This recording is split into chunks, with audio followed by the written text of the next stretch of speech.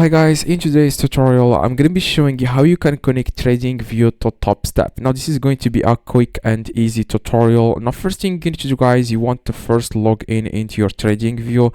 That's the first step. And after that you want to click on broker in the top here. Okay, you want to click on brokers.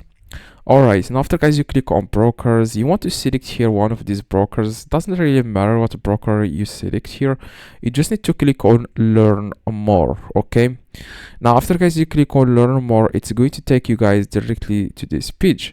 Now you just need to click here, it says trade. Okay, if it asks you guys for anything, just close it and click on trade. It's going to take you guys to the trading chart here. Now just close this and you want to like scroll down at the very bottom, click on all brokers, and you want to search here for a broker. The name of the broker is TradingView. Okay, just click on it and you want to click on demo. Okay, and here you want to enter your Topstep like information, like the username and the password. After that, guys, you want to click on continue, and that's exactly, guys, how you can do this. If you have any questions, let me know in the comments. I reply to every single comment.